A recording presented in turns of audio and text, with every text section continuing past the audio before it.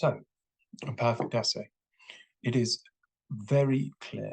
Okay, this is really important. A big mistake that people make is thinking that they need to use complicated words or long sentences or something. It's actually the opposite. Often it looks like academics are using long and complicated words. They're not doing that because it sounds clever. They're doing that often just because it's the only word that really expresses a certain complicated idea. But in these questions, they're not looking at really complicated ideas. They're looking at, well, sorry, they are complicated ideas, but they are not sort of very philosophical or abstract things. They are quite practical things, especially this question. So really what the best academics will do in any discipline is think about very, very complicated and not easy questions, but then they should be able to explain their ideas to anyone, really, to a 12-year-old. And a 12-year-old should be able to basically understand at least what the person is arguing. So that's what you're trying to do. You're just trying to make sure that anyone who reads this knows what your argument is.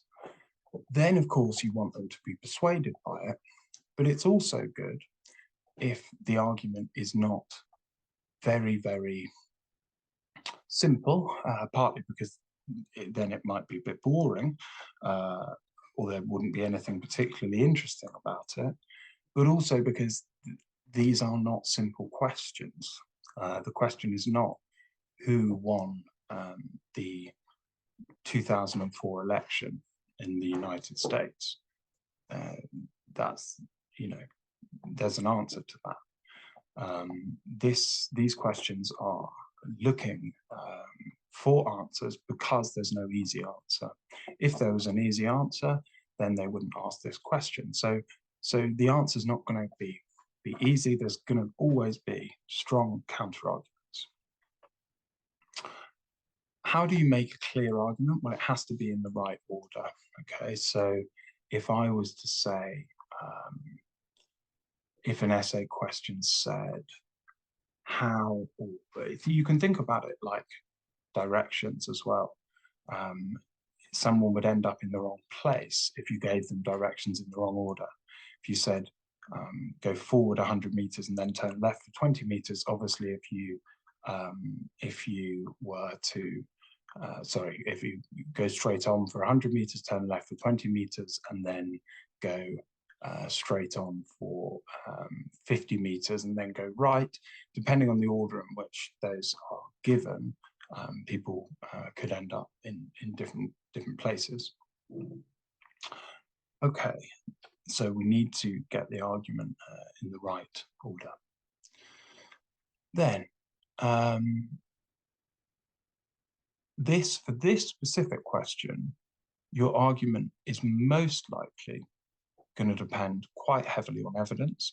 However, you can use text. As I said in lecture 1, you can rely on theory if you want. So, for instance, you were going to argue, we'll talk about arguments later.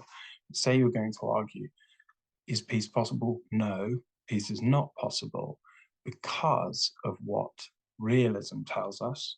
And realism tells us that if one country is significantly more powerful, in this case Israel, then it will always do what is in its interest, and it is not in its interest to have peace.